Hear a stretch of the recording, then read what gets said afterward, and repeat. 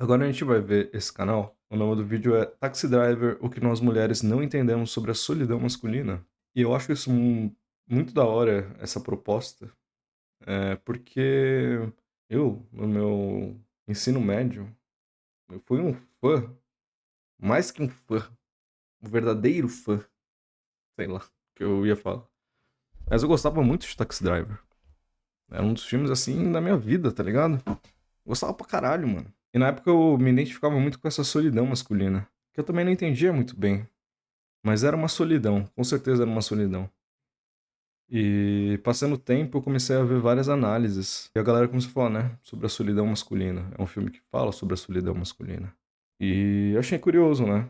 Porque de fato, não é qualquer solidão. É uma solidão que tem sua particularidade. Ela é uma solidão masculina e principalmente todos esses canais que eu via eram de homens falando sobre isso. E veja, não é uma questão de lugar de fala, mas é uma questão de uma identificação que ocorre e como a crítica é construída a partir disso. E aí quando eu vejo, uou! Mas é isso, voltando, e eu achei da hora, né? Porque quando eu vi o título desse vídeo, que nós mulheres não entendemos sobre a solidão masculina, não é só pela questão em si de não entender, mas é mais que eu falei, caralho, de fato, eu acho que eu nunca vi uma mulher fazendo uma análise sobre o Taxi Driver. Isso me chamou muita atenção. E é isso, vamos ver aí o que ela vai falar do nosso herói, Travis.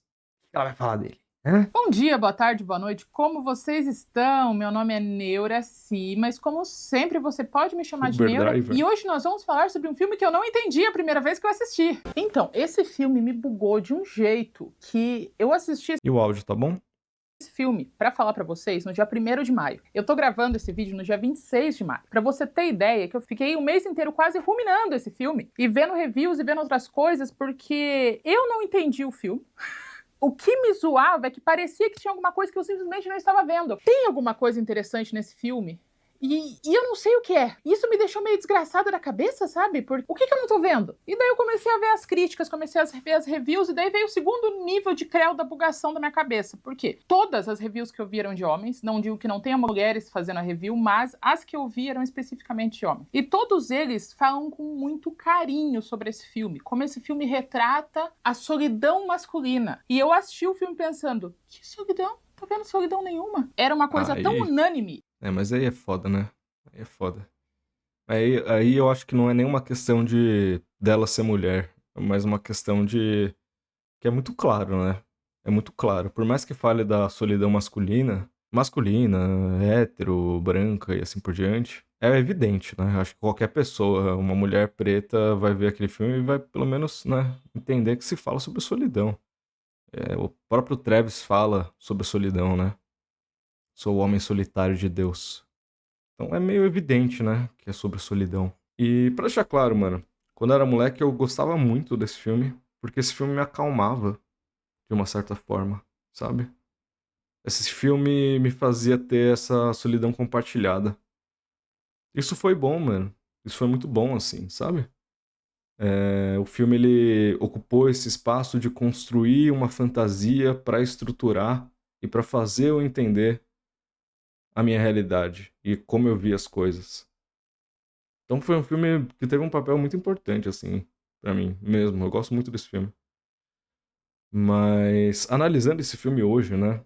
Depois que eu saio da adolescência e assim por diante, analisando esse filme hoje, esse filme ele é o protofascismo, né?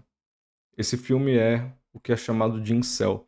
Só que eu acho meio zoado falar que é incel, porque eu acho que o incel, ele necessita de um grupo de outros incels. O Travis é tipo assim, mano, nem isso ele tem, tá ligado? Nem esse grupo de outros como ele tem. O incel, ele necessita disso. Tanto é que, quando os incels fazem o que eles fazem, matar uma mina, atirar em escola, qualquer merda desse tipo, o que eles estão fazendo ali é uma forma de se mostrarem também pros outros incels. É uma forma de mostrar masculinidade, de mostrar força, entende? O Travis não tem nem isso, cara. É por isso que eu acho que é ruim falar que é um filme incel. É fraco, é uma crítica meio fraca. O Travis é um protofascista, mano. Ele é porra de um protofascista. Ele tem falas de protofascista, ele tem ações de protofascista. Só que, de forma muito similar com o incel, ele tenta, por meio da violência, resgatar o gozo que ele acredita que foi roubado dele. Na cabeça do incel, o que acontece? As minas não querem dar pra ele, porque ele tem um queixo X, ou porque ele não é popular, e querem dar pros caras populares. E aí, nesse momento de fúria, já que ele teve o gozo dele roubado, ele tem um déficit, ele tem um gozo negativado, percebe? O gozo dele não é que é um gozo normal, é um gozo negativado. Ele vai buscar o gozo. E é nesse processo de busca que vem a violência. É uma forma dele resgatar o gozo roubado. E aí, como o Leon falou, isso é a porra do imperativo de gozo. Se esse cara, se esse incel não tivesse nascido em uma sociedade que existe o imperativo de gozo, o que é o imperativo de gozo? É você ter que gozar toda hora, você tem que gozar hoje e pagar amanhã, no mês que vem. Goze, aproveite sua vida, seja você mesmo. Se ele não vivesse numa sociedade dessa, ele provavelmente não cometeria esses atos. Até porque isso começa nos anos 90, né? Justamente quando o neoliberalismo ganha corpo. Quando a ideologia do imperativo de gozo, goze, goze, goze, goze a toda hora, goze, goze, goze, goze, goze, começa a se disseminar na sociedade. O problema aí tá na porra do capitalismo. O problema está na porra do capitalismo. É só acabando com essa bosta dessa sociedade envenenada, velho, envenena a gente, que a gente acaba com o incel. A gente acaba com a solidão desse cara e com esse pensamento de que ele tem que estar gozando a toda hora. E não é nem um pensamento, né? É um desejo. É isso que é pior. A porra tá no inconsciente, tá no desejo. É o desejo do cara de gozar toda hora. Ele abre o Instagram e vê todo mundo feliz, todo mundo gozando. Só ele que não tá gozando. Então ele vai resgatar o gozo dele pela violência. É isso que acontece. E o Travis, ele segue basicamente isso. Basicamente isso. É o mesmo processo. Culmina na violência. Entre todas as reviews que eu vi, que eu fiquei mais engraçada. O nome do filme é Taxi Driver. Ele é estrelado pelo Robert De Niro e ele é dirigido pelo Martin Scorsese. Eu não tenho tanta experiência com os filmes dos Scorsese, porque é tudo filme de hominho, né? Mas especificamente entra na minha E daí que filme de hominho? E daí?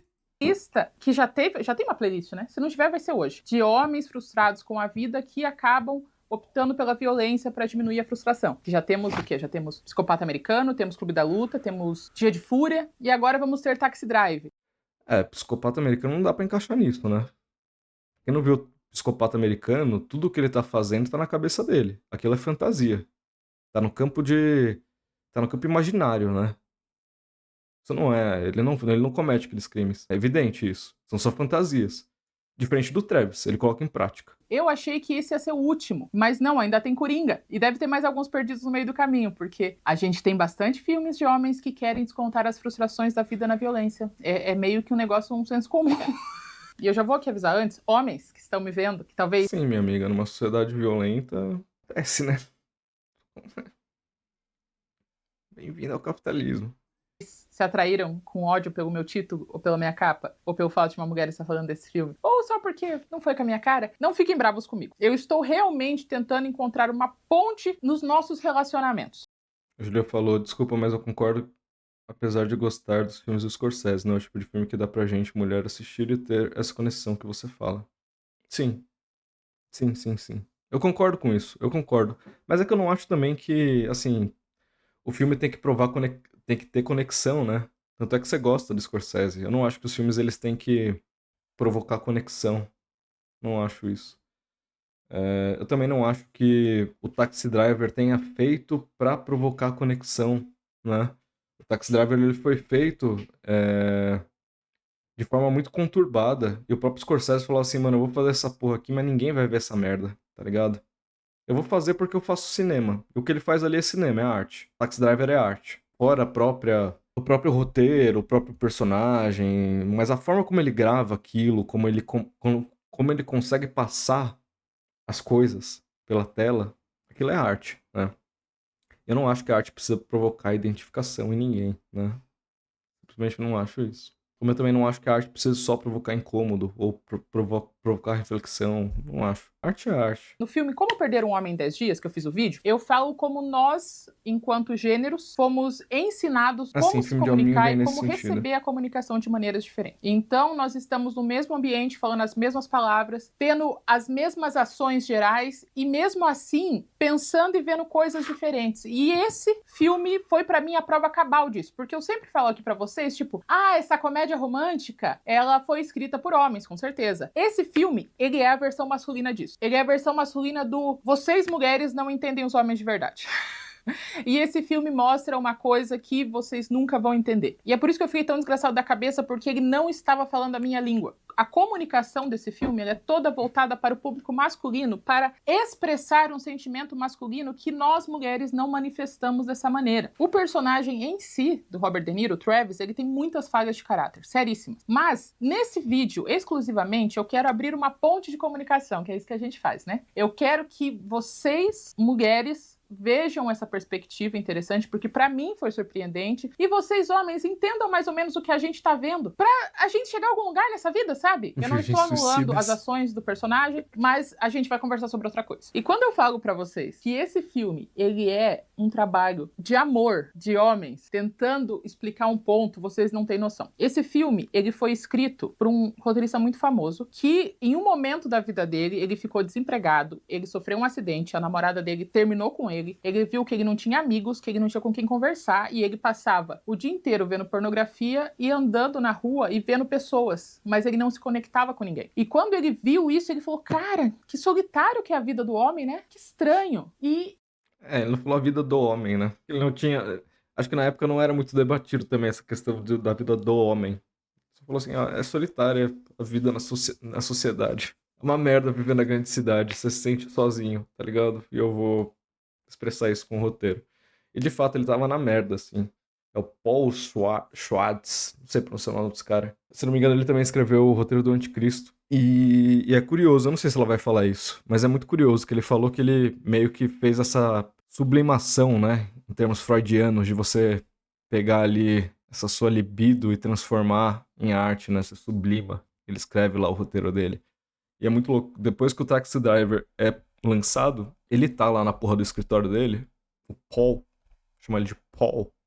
O Paul está no escritório dele. Cara, chega um maluco, só entra na sala dele, fala assim, velho, você sabe da minha vida, né? Ele, hã?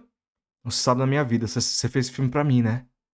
Fala, o que você tá falando, cara? O Taxi Driver, você fez pra mim, né, o Taxi Driver? Eu sou motorista de táxi. Você fez esse filme pra mim, não fez? Ele, não, pelo amor de Deus, cara, não... Cara, não fiz pra você, só... Aí ele explicou, né? Só passei por esse processo, coloquei, mas não sei quem é você, cara, não foi pra você. O cara, tipo, ele tava paranoico. Esse cara, na verdade, era eu, né? Aí eu saí, fui até ele, fui falar, meu Deus, esse filme pra mim, esse filme pra mim. Mas é isso, o cara ficou maluco. O cara tava maluco ali, ele se identificou pra cacete. É assustador. Tem até um vídeo dele falando sobre isso. Eu não sei se ela vai falar aqui. Mas a obra em si, ela tem um impacto muito forte nos homens. Só que eu acho meio foda, tipo assim, a gente tentar falar que o objetivo é falar que os homens... Não, cara, eu acho que o objetivo era só, sei lá, mano. Só falar sobre solidão e, enfim, eram vários homens brancos e héteros falando sobre isso. E beleza, sabe? Não tem nenhum problema, né? É isso. E eles conseguem pegar num ponto importante, né? A solidão masculina é importante. A solidão em si é importante. E a masculina também é importante. Se a gente não fala sobre a solidão masculina, quem vai falar sobre a solidão masculina é o Red Pill. Será que é isso que a gente quer? É uma coisa aí, né? É uma coisa aí. Ele decidiu fazer um roteiro baseado nessa experiência, em associação com fatos reais que aconteceram, mas foi só, tipo, levemente inspirado. E ele escolheu a figura do taxista, porque pra ele é uma figura extremamente solitária no meio de multidões. Então ele tá sempre na rua... Psicopata americano foi dirigido por uma mulher? Nem sabia disso. Ele tá sempre com gente, mas ele não tá conectado com ninguém nem com nada. Ele usou a experiência... Mas ela é burrice, cara. Ela tá, tipo, eu acho que ela tá querendo ser engraçada. Ela não tá. Eu tô gostando do vídeo dela, tá ligado? Eu quero saber o ponto dela. Tipo assim, eu só tô falando alguns apontamentos. A experiência dele na solidão, pegou o táxi como metáfora para essa solidão e mostrou por Martin Scorsese. Martin Scorsese era um pequeno ele sempre foi, ele é pequenininho. Ele era um diretor em ascensão, ele não tinha feito nada muito grande. Quando ele viu o roteiro, ele se identificou com a solidão do protagonista e falou, eu preciso fazer esse filme. Em uma entrevista ele fala que a coluna Columbia Pictures, que era a distribuidora deles, não queria lançar esse filme, queria mudar uma pá de coisa. Eles tinham um orçamento de centavos, assim, não tinha dinheiro pra fazer nada, mas ele viu aquele roteiro e falou, cara, é uma missão pra mim fazer esse filme. Eu preciso que outras pessoas se identifiquem com isso. Robert De Niro. Robert De Niro não era famoso quando ele assinou o contrato para fazer Taxi Driver. Entre assinar o contrato e fazer a gravação, ele fez um pequeno filme chamado Poderoso Chefão, que fez ele só virar uma estrela, assim, de um lançamento para outro. Martin Scorsese e roteirista estavam com medo dele pedir um aumento. E se ele pedisse um aumento, não tinha como fazer filme. Ele recebeu $35 mil para fazer esse filme. Então, agora que ele estava no status de estrela, ele poderia pedir 2 ou 3 vezes mais que isso. Se ele pedisse, Caralho, nem eu sabia dessas coisas aí. Que louco. não tinha orçamento. E daí a produtora, que já estava sonhando em cortar esse filme, teria motivo. Mas Robert De Niro ficou tão encantado com o roteiro que ele decidiu manter o preço, porque ele queria que o filme acontecesse. Não acabou, não acabou. Quem fez a trilha sonora desse filme, que inclusive ela é quase um personagem, ela tá muito presente no filme, é um... Cara, essa trilha sonora é a mesma coisa que Old Boy. A trilha sonora de Old Boy, pra mim, é o bagulho sensacional, mano. Caralho, cara, como eu amo assistir Old Boy, tá ligado? Ele vem de um mangá. Eu li um pouco do mangá. Mas assim, a obra cinematográfica é incrível por conta da trilha sonora, velho. Puta que pariu, velho. E das cores, cara. A paleta de cores também me chama muita atenção, mano. É do caralho. Old Boy é do caralho. É um dos outros grandes filmes da minha vida, velho. Muito foda. um músico muito famoso no cenário de Hollywood. Pra você ter uma ideia, ele começou fazendo a trilha sonora do Orson Welles e ele passou pro Hitchcock. Então, os filmes de sucesso de terror do Hitchcock, a trilha foi toda feita por esse cara. E ele soube que o Scorsese queria fazer um filme assim e não tinha dinheiro para pagar o músico. Ele é muito renomado. E ele falou, eu não faço filme de hominho, de carro, o que você tá falando? Mas ele viu uma cena do filme e ele falou, eu preciso participar desse filme. E ele fez a trilha sonora, ele fez a gravação e o Martin Scorsese queria que ela tivesse um ar mais eletrônico, uma coisa mais cidade grande, não tão clássica. E o músico pagou uma diária de uma orquestra para conseguir os efeitos sonoros que o Scorsese queria, de tão importante que a produção era para essas pessoas. A briga entre produção... É que assim, eu tô entendendo que ela quer mostrar que o ponto é que os homens tinham consciência de que era pra falar sobre a solidão masculina, e é por isso que eles se uniram, tá ligado? Porque parece que é isso, né? E de fato eu sei dessa história que esse maluco da orquestra, né? Ele recebeu o roteiro e falou, eu não vou fazer essa porra, tá ligado? Não quero falar sobre isso, né? Ele ficou sabendo do roteiro. Mas ele acabou fazendo. Ele fez e é uma trilha sonora incrível, porque pra quem já assistiu lembra que a trilha sonora é um... Tipo, é um bagulho muito calmo, muito manso. E aí do nada vem um... Cara, tipo, é uma construção incrível. O sentimento que essa música consegue passar é uma coisa de... É como se fosse picos, assim, né? Picos de calma e picos de tensão, né? Picos de calma e picos de tensão. Ele vai aos dois extremos na mesma música. É incrível, é do caralho, cara. É do caralho. É muito bom. E o Scorsese é tão histórica sobre esse filme que existem lendas, várias lendas sobre o assunto. Uma das lendas falam que o Scorsese estava tão puto com o que a Columbia Pictures queria fazer com ele, ele bebeu uma noite inteira e ficou com uma arma do lado do copinho de whisky dele. Porque se algum produtor aparecesse na gravação e enchesse o saco mais uma vez, ele ia sair atirando. Essa história é verdadeira? Não sabemos. Inclusive, tem outras variações sobre ele ter ido na Columbia e ter, com uma arma e ameaçado todo mundo se eles não deixassem ele terminar o filme. Esse filme é um trabalho de amor por vários homens especificamente querendo contar uma coisa que na década de 70 e agora também, mas mais na década de 70, não era falado, que é a solidão do homem. Mas agora que eu... Mas ela identificou uma coisa. Isso de fato não é falado hoje em dia, cara. Isso não é falado hoje em dia. Eu acho que pouco é falado de solidão, de fato. Isso me incomoda um pouco. Isso me incomoda. Eu não sei quanto a vocês, mas parece que tá pra todo lugar que eu olho, parece que é um bando de felicidade idiota. Sabe essa felicidade de idiota? Eu vejo isso, cara. É o K-pop lá, a galera dançando junto no K-pop. Aí você olha a Globo, é a galera feliz porque tá fazendo um bolo, sei lá do que. Aí é qualquer outra merda. É YouTube também. Aí todo mundo tá feliz. Nossa, cara, como eu odeio essa porra, mano. Parece que tá todo mundo em comunhão, tá ligado? Uma coisa estranha, sabe? Coisa desconexa, cara. A indústria cultural provoca isso. Acho que pouco é falado de solidão hoje. Não só masculina, mas qualquer outra. Eu acho que ela identificou isso de uma certa forma.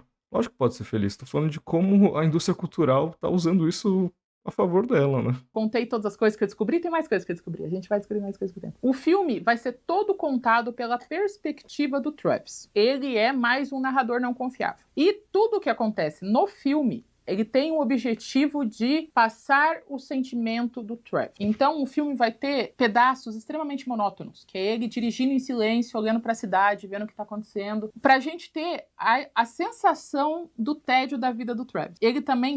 Só uma curiosidade, o De Niro, ele de fato, antes de gravar, ele virou taxista. Oficialmente, ele trabalhou como taxista em Nova York pra entrar no personagem. Louco isso, né? Tem até uma foto da carteirinha de taxista dele. vai falar com a gente através de um diário. Esse diário ele é completamente incoerente com a realidade. No diário, ele escreve uma realidade idealizada na cabeça dele. E ao mesmo tempo a gente vê o que realmente acontece, o que é bem interessante. O filme começa... Sim, e isso é proposital, né? O filme é justamente... O filme, eles sabem disso, né? Isso é nítido. Essa idealização, mostrar o Travis como um cara solitário e o que a solidão provoca nesse indivíduo. Ele começa a distorcer a realidade, ele começa a fazer várias coisas, mas isso é nítido no filme, né? Isso é bem claro. Com o Travis indo numa empresa de táxis para pedir um emprego. Ele fala que ele tem muita insônia, ele não consegue dormir de jeito nenhum. E quando ele tá com insônia, ele faz duas coisas. Ele vai no Cine Privé, é um cinema para ver filmes adultos, e ele anda pela cidade sem rumo. E ele pensou assim: já que eu tô andando pela cidade sem rumo, por que não ganhar dinheiro com isso, né? Então ele tem uma pensão como aposentado do exército, mas ele não tem propósito. Então ele pensou: vou dirigir. E ele fala pro futuro chefe dele: olha, eu estou disponível em qualquer lugar da cidade, a qualquer hora, a qualquer momento. Ele trabalha no feriado, ele trabalha no feriado judaico, que é uma coisa que eles falam até nos feriados judaicos, talvez o sábado, o Shabbat. E ele fala: não, eu trabalho a qualquer hora, a qualquer momento, em qualquer lugar da cidade. O turno dele é das 6 da noite às 6 da manhã. Ele fica na pior parte de Nova York, onde tem toda a vida periférica acontecendo. Por quê? Porque ele falou que vai para qualquer lugar. A gente escuta ele escrevendo no diário dele, falando que ele tem muito nojo da periferia da cidade. Ele tem nojo dos low-lifes, que são aqueles que estão vivendo a vida errada. Não vi isso da Marisa Maio, mas eu fiquei... Não vi isso em live, mas eu sei o que é. Sei. Então ele fala: eu odeio as prostitutas, eu odeio os drogados, eu odeio os vagabundos, eu odeio os cafetões, eu odeio aqueles que passam golpes, golpistas, todas essas pessoas que são o lixo da sociedade. Eu não suporto ele. Mas ao mesmo tempo ele trabalha no bairro onde todo mundo tá. Enquanto no livro ele tá falando que ele despreza, que se ele pudesse ele acabava com todo mundo, na vida real ele tá prestando serviço para essas pessoas. No diário ele fala... Sim, ele... Exatamente, né? O filme mostra essa contradição. Mostra que ele faz parte dessa gente. É justamente aí que entra o protofascismo, né? Para quem acha que o fascismo ele vai nascer de um burguês, não, o fascismo ele nasce da classe trabalhadora, é um trabalhador que quer destruir outros trabalhadores. É isso que é o fascismo, tá? E aí a burguesia puxa esse trabalhador e o seu movimento a favor dela. É isso que a burguesia faz, né? Mas o fascismo ele nasce da classe trabalhadora. Mussolini era trabalhador, da classe trabalhadora. Hitler era da classe trabalhadora. Percebe? Mas de toda forma, né? O filme ele quer deixar muito claro que o Travis ele pertence àquela realidade, mas ele odeia aquela realidade. Tem uma cena que ele vai falar, né? Por mim cairia uma chuva torrencial aqui nessa rua e levaria toda essa sujeira embora. Porque eu não aguento, tenho até dor de cabeça andando aqui nessas ruas. Tá horrível. O que é essa chuva, cara? O que é essa chuva? Né? Para levar os vagabundos, os drogados, os cafetões, prostitutas, os gays. O que é essa chuva? Né? Enfim. Mas é essa contradição, né? A contradição tá justamente aí. Ele faz parte disso. E aí, o bagulho é tão... A proposta do diretor e do roteirista é tão mostrar essa contradição ambulante que é o Travis, que quando ele conhece a Betsy, e eles vão jantar, eles vão comer juntos pra se conhecerem, a Betsy, eles falam assim: mano, a gente teve que colocar isso. A gente teve que colocar essa personagem falando isso pra deixar claro o que a gente quer dizer. Ela vira e fala assim: você é uma contradição. Você é uma contradição ambulante. Ela fala isso pra ele. Meio que do nada, assim, tá ligado? Aí eles falam, a gente teve que colocar isso pra ficar claro, né? Pra deixar isso claro. E é isso que eles querem mostrar.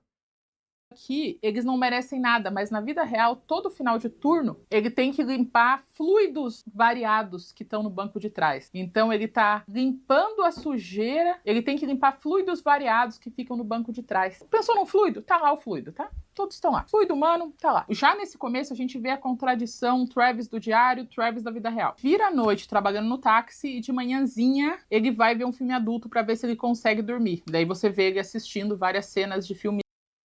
Bel falou discordo, o trabalhador não vê no proletariado um igual a ele, ele não vê no traficante um igual a ele. É que eu falei desse drogado, prostituta e assim por diante, porque no filme é isso que ele tá enfrentando, né? É isso que ele vê por aí. É um meio que ele tá. Ele tá nesse meio, percebe? Ele faz parte disso. Ele se coloca nessa situação. Ele poderia se colocar em outra situação, mas ele não se coloca, ele se coloca nesta situação. E não é porque ele vai ganhar mais, né? Não é porque ele vai ganhar mais. Ele pode ganhar a mesma coisa em outros lugares, ele faz parte desse meio, tá? Mas o que acontece? O cara que hoje tem um espírito fascista dentro de si, ele vai falar assim: olha só, esses vagabundos estão ganhando cotas na universidade, olha só, o meu vizinho aqui, ele não sei o que lá. Ele começa a nutrir o ressentimento, né? Foi isso que eu quis dizer, entende? Não é só uma questão de um proletariado. Cara, eu já escutei gente falando que um cara que trabalha, ele é vagabundo, porque ele tá fazendo o corpo mole. Ah, ó o vagabundo aí, ó. Vagabundo. Não quer trabalhar. Mas o cara tá trabalhando. Mas não, ele tá fazendo corpo mole. Pra mim é um vagabundo. Percebe?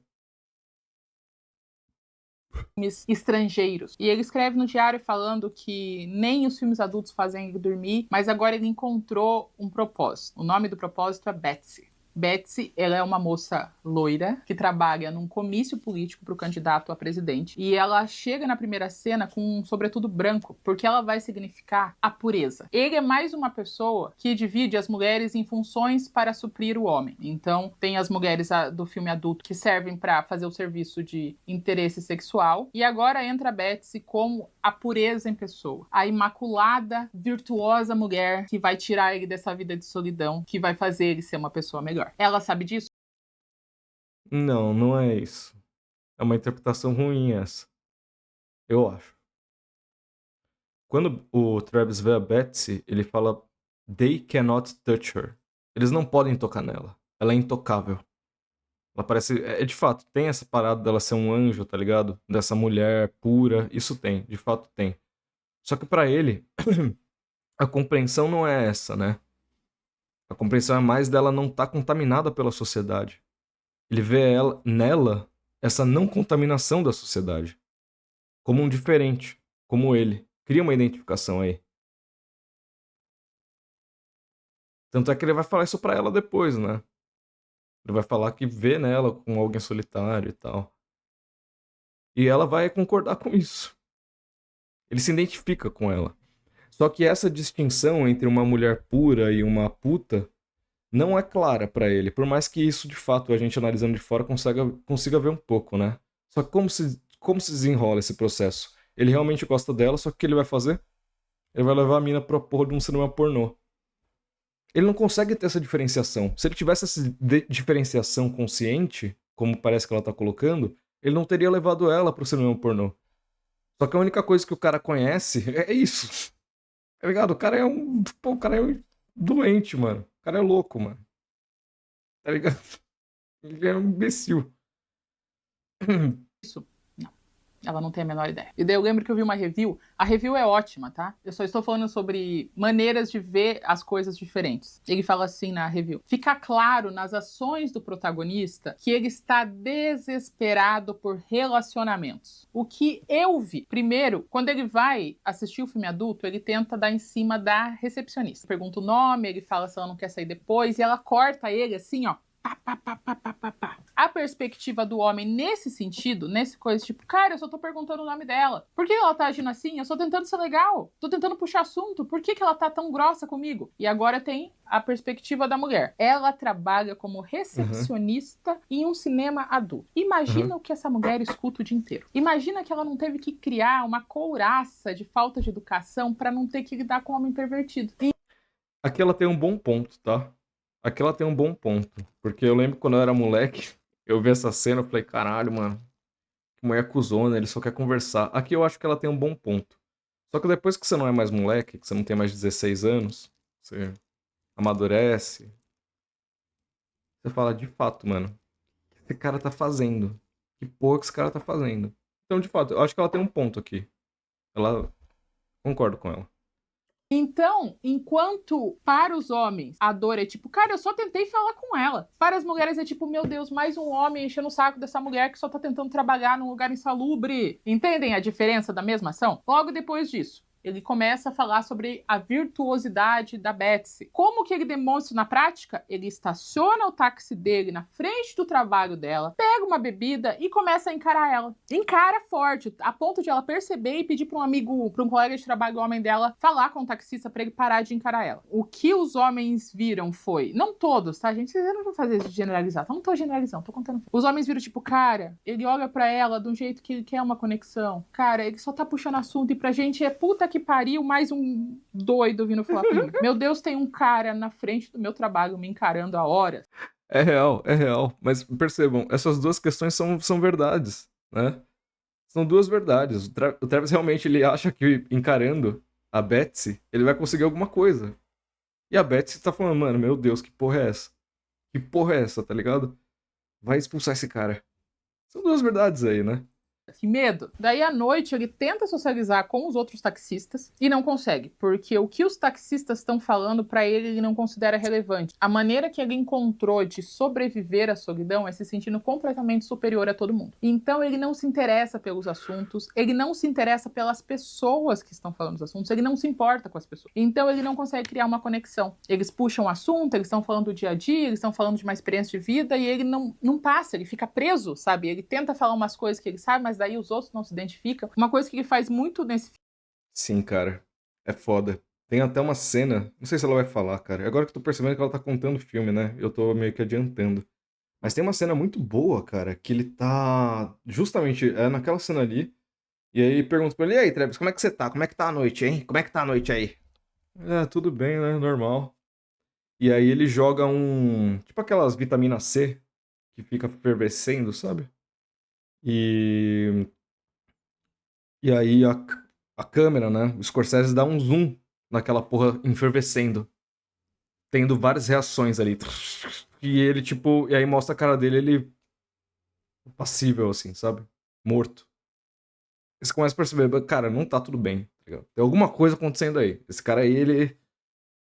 Tem alguma coisa aí, cara. É muito bom, cara. É muito bom. É tipo uma obra de arte mesmo, essa porra. filme, de maneira subjetiva, ele objetivamente é muito racista. Todas as vezes que tem alguma pessoa negra. Isso aí é uma questão também. Mas eu não acho que seja objetiva. Pelo menos na época que eu era moleque, eu não via isso, tá ligado? Eu realmente não via isso, o racismo dele. Mas assistindo esse filme hoje, ele é bem racista. É que a parada ela não é clara, mas você percebe que tem alguma coisa ali. Que ele fica tipo encarando, que ele fica meio estranho. A própria câmera do diretor fica dando zoom, né? Num, sei lá, acho que não é um. Mas não é um cafetão, cara, mas é um cara ali, sei lá, meio. Uma pinta assim, meio diferente, tá ligado? E aí você percebe, mano, realmente tem alguma coisa aí. Tem alguma coisa aí. Mas eu acho que isso não é claro. Pelo menos na época que eu era moleque, eu não percebia isso, tá? Mas talvez, enfim. Ele passa olhando torto, ele encara, ele julga, ele se paga de bonzão. A gente não vê ele verbalizando isso, mas constantemente as pessoas que ele mais tem desconfiança são as pessoas negras. Mais um pontinho de. Isso não é claro. Isso não é claro, tá? Isso não é claro. Tipo assim, dá pra você perceber isso hoje, tá? Mas isso não é claro, ele não verbaliza isso, ele também não se paga de bonzão, enfim. Enfim, eu não vejo isso claro. Mas ele é de fato, tem uma coisa racista nele. De problemática pro Travis. Daí de manhã cedo, depois que ele sai do trabalho, ele toma uma coragem da onde eu não sei, e ele vai no escritório partidário do candidato, o Palentine, para falar com a Betsy. E ele chega falando que ele quer ser voluntário, porque ele acha muito legal as propostas, ele acha que é interessante, e ela começa a perguntar coisas para ele sobre as propostas. Ele fala, eu não sei bem, na verdade eu vim aqui te chamar para sair. Ela, por que eu aceitaria? Ele fala, porque você é uma pessoa que fica o tempo todo em volta de pessoas, mas se sente extremamente sozinha. E fora, é claro, você é a mulher mais linda que eu já vi na minha vida. Ela... Cara, ele mandou muito bem aí. Você me desculpa, mas ele mandou muito bem aí. Ele se aproximou dela, tá ligado? Ele fez alguma coisa, mano. Ele mandou muito bem, velho. E até hoje eu penso isso. Na época eu já pensava, até hoje eu penso nisso.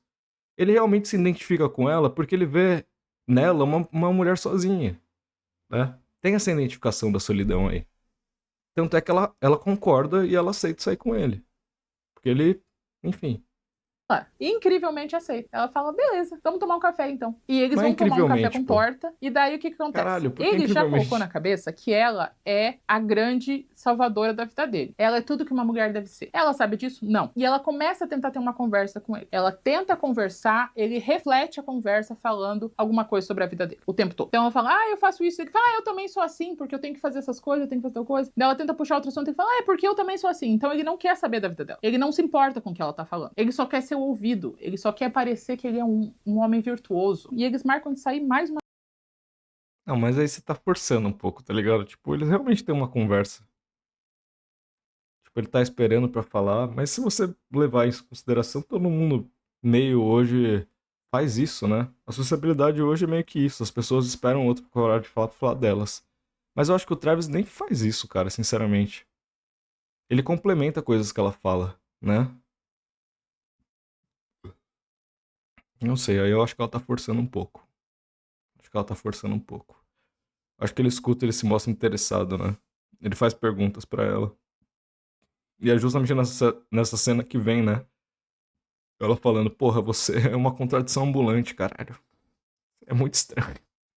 Uma vez. No outro dia, ou no mesmo dia, naquela noite, ou na próxima noite, eu realmente não sei como esse filme funciona. Quem entra no táxi dele é o candidato, acho que dos democratas. Eu não sei como esse filme funciona. Calma, cara, é um filme. Eu sei que fala sobre solidão masculina, mas é um filme, tá ligado? Tipo, tem uma linha narrativa muito clara. Porra. Talvez esse filme dormindo. Mas pode ser dos republicanos nos Estados Unidos, né? Para ser eleito a ser candidato a presidente, porque o sistema político americano é o máximo que eles conseguem fazer de democracia sem ter uma democracia, né? Senhora Matos, você precisa de um PDF para conseguir entender o que está acontecendo naquela eleição. E daí ele começa a conversar com o político, e o político, ele é bom. E o Travis, novamente, ele parece agora ansioso por contato. Ele fala, cara, eu gosto muito da sua proposta, eu falo para todo mundo votar em você. E ele fala, nossa, muito obrigada, gostei muito, me diga, o que você acha que tem que mudar nos Estados Unidos? Ele fala, sinceramente, eu acho que você tem que limpar a sujeira. Todas essas pessoas de baixo nível, você precisa expulsar elas, você precisa acabar com elas. É uma sujeira tão intensa que eu fico até enojado com o cheiro. E daí ele... Assim, ele é um é isso mesmo, ele é um protofascista. E ele é a mesma linha do Rorschach. O Rorschach e ele se dariam muito bem. Tanto é que teve um cara que fez uma HQ de fã fazendo o Rorschach entrar no carro do Travis. E eles têm um breve diálogo. Mas o Rorschach e o Travis são, tipo assim, a mesma linha do protofascismo. Mesma linha, tá? Eu vou mijar. Já volto. Responde, mas você sabe que não vai ser uma coisa fácil, né? Ele fala, sei. Ele não escuta ninguém. Ele só fala o que ele tem que falar e ele revela pra gente mais dessa personalidade preconceituosa que ele tem em relação a tudo e todo mundo. Logo depois de ele falar como a sociedade tá completamente jogada às traças, como tá tudo cagado, ele deixa o candidato no trabalho dele e vai pra outro ponto de táxi. Lá O que é uma realidade, né? O mundo, de fato, tava cagado. Aquela Nova York que ele vivia ali tava uma merda. Aquilo ali era um... Porra, era horrível, tá ligado? A questão é que o Travis ele não vai direcionar essa indignação dele pro problema central, né? Que é a porra da burguesia. Não é os empresários que são o problema. Não é essa distribuição bizarra de migalhas que fazem com a galera que tá embaixo que é o problema. Não, o problema é o cara que tá do meu lado aqui. Né? Mas assim, constatar que aquilo tá uma merda, ele tá falando a verdade, aquilo tá uma merda. Como resolver isso? Aí que é o problema. Aí é cair uma chuva que vai levar essa galera embora e limpar isso aqui. Aí que tá o problema, né? Entra uma menina, uma criança. Essa criança tá usando roupas de adulto e ela fala: me tira daqui, por favor. Ele não faz nada. Ele é completamente apático. Até o momento que chega um homem adulto, entrega $20 pra ele e fala: esquece tudo isso. E puxa a menina, chamando ela de vadia pra um lugar que ele não sabe onde é. 10 minutos atrás, ele tava sinalizando virtuosidade, falando sobre como todo mundo que é ruim tem que morrer. 2 minutos depois, ele poderia fazer algum tipo de diferença na vida de uma criança e ele resolve ser apático. Por quê? Porque ele é uma grande contradição humana. Daí, na outra noite, ele Certinho. Certinho. Ele é uma contradição humana e ele faz parte disso. O filme é bem explícito nesse sentido. sai com a Betsy. E a gente vê mais um momento de total e completa desconexão que resulta numa coisa muito bizarra. Onde ele decide levar ela pro cine privê adulto. Pega a moça virtuosa, a esposa perfeita, e fala: vamos sair, e leva ela pra ver pornografia. E essa é uma das partes que eu fiquei: mas o que esse homem tava com a cabeça? Ele tá louco? Quem que faz isso, mano? E daí eu lembrei de uma coisa da nossa sociedade atual. Foto de pinto. É o equivalente. Eu não compreendo qual é o raciocínio. Não, velho, calma. Calma, calma, calma, calma. Calma. Não é esse o ponto, tá? Eu sei que você. Enfim. O ponto é que. É que assim, além desse cara ser doente, dele ser uma contradição, tá? E o filme deixar isso muito claro, tá mostrando que assim, mano, o único lugar que esse cara conhece pra ele relaxar é a porra de um cinema pornô, tá ligado? E esse cara é doido, ele acha que levando ela, ela vai, tipo, curtir, ter um bom momento. Tipo assim, o cara tem um problema de sociabilização absurdo, né? Mas enfim, eu não sei, cara, ela vai falar agora de foto de pinto, mas é que parece que é como se fosse alguma coisa meio normal, sabe? É, porque é a mesma coisa que foto de pinto. Não sei, cara, onde ela vai levar isso? O que esse homem tava com a cabeça? Ele tá louco? Quem que faz isso, mano? E daí eu lembrei de uma coisa da nossa sociedade atual. Foto de pinto. É o equivalente. Eu não compreendo qual é o raciocínio e o mecanismo de um desconhecido ou de alguém que não pediu você mandar uma foto do seu amigo pescoçudo. Não faz sentido pra mim, não faz sentido pra maioria das mulheres. Se pra você, mulher, faz sentido, É, dos homens também, né? Mas eu acho que esse processo de mandar foto de pau é uma troca de obscenidade. Obscenidade. Obscenidade. Principalmente quando isso se dá em um ambiente como, sei lá, Instagram, sabe? Realmente não sei, cara. Eu não sei. Na verdade eu sei, né? Eu acordo de manhã, eu tenho lá o grupo da loja, eu acordo e já mando assim, foto do meu pau, assim. Bom dia. Meu pau torando, assim. Bom dia. A minha gerente é uma mulher, né? Ela vai falar alguma coisa comigo no WhatsApp, eu já. Sim, concordo. Aí ao invés de mandar um joinha, eu mando uma foto do meu pau, tá ligado? É isso. Mas, mano, basicamente, velho. Basicamente. Isso é uma coisa estranha, só que eu acredito, velho, que as pessoas que façam isso, eu não sei. Parece que elas. Parece que entra no lance do mercado sexual. mer- Valor sexual de mercado, um pouco, sabe? Parece que, tipo assim, diante daquela mulher, o cara já sabe que ele não vai ter chance nenhuma, então ele simplesmente vai trocar a obscenidade, sabe? Mas como uma forma de agressão mesmo. Não é como uma forma de sedução. Eu não acho que isso seja sedução. É mais uma forma de agressão. Pelo menos eu acho, né? Não sei, cara. Eu realmente nunca fiz isso, tá ligado? Então eu não sei. Sei lá. conta pra mim nos comentários, porque você vai ser a primeira que vai ter falado que, não, faz todo sentido. Um cara chegar do nada e mandar uma foto, não, faz todo sentido. Na minha compreensão, o que eu entendi disso, mas também não muito, homem, se vocês quiserem entrar na discussão, Sim, vai ser Adriana. top. Sim, Vai ser total. importante. Tipo, homem gosta de ver mulher pelada. Então ele pensa que é igual pra mulher, então ele mostra uma foto pelado e daí ela vai mandar outra em troca. Mas Não, não. Eu acho que é justamente por esse desconforto que os caras fazem isso. É o desconforto. Eles sabem que você não quer receber isso. E é por isso que eles mandam. Eu acho que é uma questão de desconforto. Ele quer provocar o desconforto por meio da obscenidade. Eu acho que é isso. Eu não sei. Mas é uma incógnita comunicacional pra mim. E eu acho que é o equivalente nosso a ele levar a Betsy no cine privê. Ela fica enfurecida. Ela fala, mas quem que você pensa que acha que eu sou? Tem que falar, não, você não tá entendendo. Se eu soubesse que você não ia gostar, eu não te levaria. Vamos fazer outra coisa, me escuta. E daí ela fala, não, eu não quero mais saber de você, eu não quero mais saber da tua vida, sai daqui, sai daqui. Não. E daí ele puxa ela com força e fala, eu só quero que você me escute. E daí ela fica mais assustada ainda, entra no táxi e nunca mais fala com ele. Ele tenta ligar, ele tenta fazer tudo e ela não responde mais, porque é medo, desespero, pavor, né? Claro, claro, esse cara é bizarro, velho. Ela fez certo, ela tinha que cair fora, esse cara é sinistro. Mas essa cena aqui, ó, rapidinho, Ele tenta ligar. essa cena é muito boa também, tá? Só aqui, ó, dando uma de babão, tá ligado?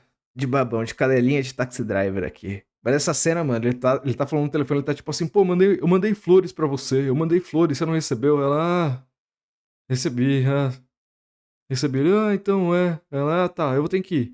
E aí ele liga de novo, ele tenta falar com ela e a câmera vai indo pro corredor, sabe? Cara, e é tipo incrível, é tipo assim, cara, foda-se, nada vai sair daí. Nada vai sair daí. Eu vou te mostrar o corredor. É o corredor vazio, tá ligado? É sensacional, mano. Esse filme é uma obra, cara. Cinema puro. Cinema. Scorsese, só cinema, caralho. Isso é cinema. E eu concordo com o Scorsese. O filme da Marvel não é cinema, vai se fuder. Aquilo não é cinema. Cinema é isso aí, ó. Ele tenta fazer tudo e ela não responde mais, porque é medo, desespero, pavor, né? Primeiro o cara tá encarando ela no trabalho, daí ela aceita sair com ele, é até que legal, mesmo ele tendo ignorando tudo que ela falava. Ele leva ela no filme adulto, o que que seu Travis faz? Como uma pessoa sã e normal, ele vai lá no trabalho dela e entra com porta e tudo pra xingar ela. Ele fala, por que você não fala mais comigo? Você tá maluca? Eu sou tão legal! E daí o amigo, o colega de trabalho, tem que empurrar ele de novo e falar que ele vai chamar a polícia. Essa cena é muito engraçada, cara. Essa cena é muito engraçada, mano. Que o colega começa a empurrar ele, ele faz. Ele vira e faz assim, ó. É muito engraçado, cara. E é isso, né, mano? É uma cena que o cara ele tá maluco, né? Ele foi rejeitado, ele vai cobrar ela. Como assim? Você não tá falando comigo? Não tá falando. Daí ele sai e fala: é isso aí, agora eu vejo que ela é como todas as outras, tá ligado? É uma indiferença. É uma indiferença. Eu não lembro o que ele fala exatamente. Mas é nessa linha mesmo. Mas essa cena é engraçada. E daí, quais são as palavras dele? Ele fala assim: você vai pro inferno com todas as outras. É, Então a ele fala Betsy isso deixou de mesmo. ser a salvadora dele e virou uma das pecadoras mulheres que existem no mundo. Mais uma que não tem valores, sabe? E daí no diário ele fala: eu não sei porque eu criei esperança. Mas é que eu não sei de onde ela tá tirando que ela é uma salvadora. Eu não sei de onde ela tá tirando que o Travis via ela como uma salvadora. Eu acho que ele realmente se identificou com a solidão dela, cara. Ele via nela uma pureza como ele via nele. Só que aí ela tem que virar pra ele e falar assim, pô, você é uma contradição, né? Porque é isso, né? Você não é um puro. Você não é puro, cara. Você não é puro. Sabe? Essas mulheres parece que elas fazem parte de um sindicato. Todas elas são frias e distantes. E esse Sindicato. momento é o primeiro passinho que ele dá em direção a enlouquecer completamente, a perder completamente a distância da realidade. Ele já não estava próximo da realidade, mas quando ele é renegado pela mulher que ia salvar ele, ele vai dar um pulinho em direção ao ninguém Mas que presta. mulher quer Não tem o que salvar fazer, a ele, cara? sociedade está perdida. Daí o que acontece logo depois disso, naquela noite de trabalho, ele recebe como passageiro o diretor do filme. Sério, é o Martin Scorsese. E o que que esse personagem vivido pelo diretor faz? Ele pega o Travis e fala: eu preciso que você pare aqui, sem contar as horas. Eu vou pagar o tanto que for necessário pra você, tá bom? E daí ele não quer muito, mas ele fala: para com isso, espera. E daí o que que o passageiro fala? Tá vendo aquele prédio ali? Tá vendo aquela mulher ali? É a minha esposa. Aquele não é meu apartamento. Ela tá me traindo, e ela não apenas está me traindo, ela está me traindo com um homem negro e usa aquela palavra que a gente não usa, porque é extremamente pejorativa, preconceituosa e tem um peso Nigger. muito maior. Que aqui no Brasil a gente acho que não tem uma tão equivalente. Mas aí usa essa palavra. E o Travis fica tipo, É, mas tipo, esse é o tipo de coisa, velho, que assim, é foda, né? Que aí vai entrar no começo do vídeo que eu tava falando sobre politicamente correto, né? Porque parece que assim, se você usar essa palavra, ela é automaticamente racista, né? Não, ela é racista se você falar assim, you fucking nigger, tá ligado? Se você falar you fucking nigger, aí, mano, isso é racista pra caralho. Mas agora você tá falando assim, bom, e ele usa, ele fala, e esse cara fala nigger pra tentar machucar a pessoa. Tipo assim, cara, a palavra em si, você percebe? Aí que o politicamente correto que é foda, velho. Aí a pessoa acha que você não falar nigger, você agora é um antirracista. É foda, né, mano? É cabuloso. Mas enfim. que ela tá falando é exatamente sobre essa cena, que o Scorsese entra como um passageiro e começa a falar assim: ela tá lá com o cara, eu vou matar ela, eu vou matar ele. Realmente, as mulheres não prestam. E daí o que que o passageiro fala? Sabe o que eu vou fazer? Eu vou pegar uma 44 Magnum, que é uma arma, e eu vou atirar nela. Eu vou perseguir ela pra ela aprender a nunca mais me trair. Travis vê isso como uma inspiração. Eu falo, eita, Não! boa, hein? Matar pessoas, massa. Então agora ele Não, minha amiga, não é isso, não é isso. Não é isso. Nessa cena que o Scorsese entra no carro, ele fala assim: eu vou dar um tiro na buceta dela. Você já viu o buraco que vai fazer uma bala? Eu vou dar um tiro na buceta dela, ela vai ver só o que é bom pra ela, tá ligado? Ele começa a falar tudo que ele fantasia fazer com aquela mulher. Só que essa cena ela é curiosa, por quê? Por que essa cena é curiosa? Não é porque o cara ele tá colocando ideias na cabeça do Travis. Não, não, não. Essa cena mostra que esse cara, o Scorsese, ele é muito menos perigoso do que o Travis. E por que ele é menos perigoso? Porque o passageiro, que é o Scorsese, ele tá colocando pra fora. Ele tá colocando a sua fantasia pra fora. Ele tá falando assim: eu vou chegar lá, eu vou dar um tiro na cabeça desse cara, e eu vou dar um tiro na buceta dela também, e eu vou fazer uma desgraça ali que vai ver só o que é bom pra tosse dela, ela vai ver só. E aí ele fica lá sentado falando o que ele vai fazer. E o Travis não fala, cara. O Travis não fala nada. Ele não fala nada com ninguém. O Travis, ele é calado, mano. Esse silêncio, ele é muito mais perigoso do que um cara falando, compartilhando que ele vai fazer tal coisa. Tanto é que esse cara não faz nada, né? Ele sabe que a mulher dele tá lá com outro cara e ele fica sentado no táxi do lado de fora falando assim: porque eu vou fazer isso, eu vou fazer aquilo, você tá entendendo? É que eu vou fazer. Ele não faz nada. O Travis é muito mais perigoso que ele. Muito mais perigoso. Essa é a questão dessa cena. Né? Não é que tá colocando ideia na cabeça do Travis, cara.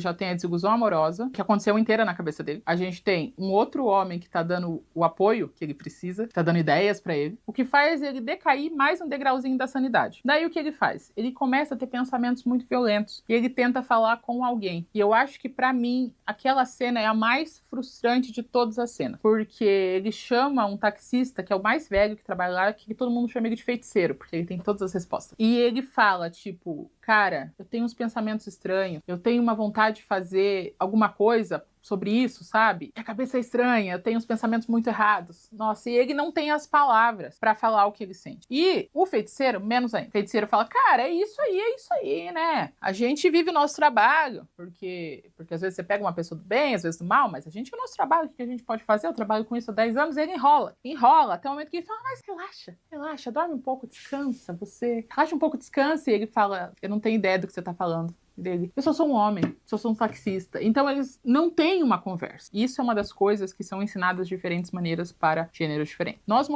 Essa cena é muito boa também. Ele tenta falar que ele tá fudido da cabeça e o cara, tem que entender que a vida é assim mesmo. Ser um taxista é assim, mas no final você vai ver que vai dar tudo certo. Vai ficar tudo bem, tá? Ele dá um tapinha assim no ombro do Travis e vai embora. O Travis fica lá com cara de cu, assim, falando, caralho, mano. Caralho, o que tá acontecendo? Mulheres aprendemos a ter a nossa vulnerabilidade aberta. Nós sofremos, as pessoas sabem. A gente teve autorização de chorar, a gente teve autorização de demonstrar frustração, fazendo beicinho, fazendo birra, fazendo infantilidade. A gente tem opções e a gente tem a abertura de buscar ajuda. Então, quando a gente não compreende, a gente não sente, a gente pensa, eu vou melhorar isso. Com os homens, não. Os homens foram condicionados por outros homens que o único sentimento que o homem tem, na verdade, o homem pode ter 3 sentimentos: raiva, alegria e tesão. Quando você não aprende a compreender o que você está sentindo e você não aprende a verbalizar, se comunicar a respeito, você não tem palavras para explicar. Eu já falei em alguns outros vídeos, um vídeo chamado Poder das Palavras na Comunicação, que eu vou pôr aqui, que ele é mais técnico, mas ele é bem curtinho. Enquanto o homem e a mulher sentem a mesma gama de sentimentos: tristeza, alegria, frustração, atração, raiva, medo, desgosto, nojo, a gente sente as mesmas coisas. A diferença é que nós temos as palavras e os homens não têm. Então, o que me parece pra mim? Parece que existe um grupo grande de... Muito bom isso que ela falou, né? Nós temos nós temos as palavras e os homens não têm, né. Eu não tô falando aqui de ter voz, eu tô falando, assim, que de fato existe já existe já uma possibilidade por meio da linguagem para que isso ocorra. A linguagem é importante, percebe? O homem ele não ele é privado, ele é privado. E é por isso que eu falo do Scorsese dentro ali do táxi. E essa cena também do Travis falando com o amigo dele, tipo, o homem tem essa privação de não falar. Eu gostei da forma como ela colocou. Homens que sentem muitas coisas. Eles não têm ideia como explicar. Eles não sabem o que falar. Eles não têm como procurar o que eles estão sentindo. Além de eles não entenderem, eles não conseguem explicar, nem que seja para um amigo homem. Porque esse amigo homem também não tem o vocabulário para poder discutir o assunto. E ambos Muito aprenderam bom, que mano. homem não faz viadagem, faz essas fraquezas, sabe? Eu espero que isso esteja Aham. mudado. Espero mesmo, que o filme é de 76. Eu espero que a gente tenha uma evolução em relação a isso. Uma maneira de Uhum. exemplificar isso é tipo, imagine que você tá na Rússia e você não fala russo, nem o alfabeto russo. Você foi jogado no meio da Rússia e você tá morrendo de sede porque o dia inteiro você não consegue beber água, porque você não sabe falar russo. Então tua sede aumenta, teu desespero aumenta. E daí você tenta falar com alguém, alguém não te entende. E daí, como que você decide agir em relação a isso? Você decide dar um tapa na cara de todo mundo que não entendeu o que você tá falando. Daí, a única pessoa que escuta o teu tapa, ela te responde com um soco. E agora você tá com sede, você fez um monte de gente ficar com dor, porque você tapeou um monte de gente, e você ainda levou um soco. Porque nós temos as mesmas necessidades emocionais. Nós demonstramos de maneiras diferentes. Gente, eu não quero cagar regra pra vocês, tá? Eu fico tensa quando eu faço as coisas porque eu não quero parecer dona da razão em relação a isso. É que eu preciso dar uma perspectiva pra gente evoluir esse assunto, tá? Ambos de nós temos a mesma necessidade por água. A diferença é que nós tivemos a opção de ler um livro em russo, aprender o alfabeto, os homens não. E como a única coisa que eles aprenderam é sentir raiva, eles estapeiam todo mundo que poderia oferecer água pra eles. Porque a pessoa não entende o que ele tá falando, então ele tá tipo, você não me entende, eu quero explicar, mas você não tá entendendo. A pessoa fala, eu realmente não tô, porque eu falo russo e você não. E daí como você responde? Dá um tapa, porque você só aprendeu a ter raiva. Daí você encontra um monte de guru que fala, Cara, muito bom, velho. Cara, muito bom. Eu gostei muito dessa metáfora, cara. Muito bom mesmo. não, porque o homem tem que ser o provedor. O homem não pode ser fraco. O homem não pode sentir dor. O homem não pode deixar a mulher fazer isso. O homem não pode fazer isso. Então, você vai falar com alguém que você pensa, esse daí é brasileiro, esse daí vai olhar pra mim, tá com a camiseta do Brasil, assim, esse daí entende português. Você fala, eu quero água, e ele te dá um soco. E isso é incrivelmente solitário. Eu não consigo mensurar isso, porque eu sou uma pessoa falante. Então eu exteriorizo. Eu tenho minhas amigas, também são assim. Quando eu me sinto a pior pessoa do universo, eu posso ligar pra amiga e falar, eu me sinto a pior pessoa do universo. Eu tô feia, eu tô engordando, eu sou velha. A gente não vai chegar a lugar nenhum nessa vida, porque que eu tento? Todo mundo me odeia, eu não consigo dar match no Bumble. Será que eu sou feia? Será que eu sou horrível? Será que eu assusto os homens? E ela fala, calma, amiga, alguma dessas coisas podem sim ser verdade, mas outras não são. Mas vai ficar tudo bem. Você quer que eu te dê soluções ou você quer só que eu escute você reclamar? Fala, não, só tô reclamando, depois eu resolvo. E fim, acabou o problema. Nós sabemos falar russos uma com a outra. Os homens não aprenderam a falar português entre eles. Vocês estão entendendo meu ponto? Eu espero que sim. Coloca nos comentários. Estou entendendo seu ponto, Neura. E é isso que o Travis sente. Ele sente. Porra, eu tô entendendo demais. Eu acho que ela explicou muito bem, cara. É um problema do desenvolvimento, né, cara? De uma narrativa que consiga traçar a narrativa. Quando você fala, você organiza as coisas e você constrói uma história que faça sentido pra você viver ela. Você se identifica como sujeito desse processo, né? E de fato, cara, pro âmbito masculino, isso é um problema muito sério. É um problema muito sério. Até hoje, isso muita gente fala: "Pô, viadagem", tá ligado? Essa coisa de viadagem, pô, viadagem. Isso existe até hoje, né? Não é à toa que esses caras de red pill crescem tanto, né? E é interessante, porque ela também compartilhou aqui a solidão dela. Ela compartilhou a angústia dela, os temores dela. É uma mulher velha, não sei o quê, de, sei lá, 40 anos, blá-blá-blá, blá-blá-blá, blá. O que, cara, é uma angústia também, percebe? Só que ela tá falando assim, essa angústia, essa solidão, eu consigo ter um meio de organizar ela. Eu acho uma saída por meio do discurso. E esse discurso é importante, porque esse discurso vai me subjetivar diante do outro. Quando você fala, quando você externaliza, Você se coloca como sujeito dessa narrativa, percebe? Ela tá falando assim, os homens eles são privados disso.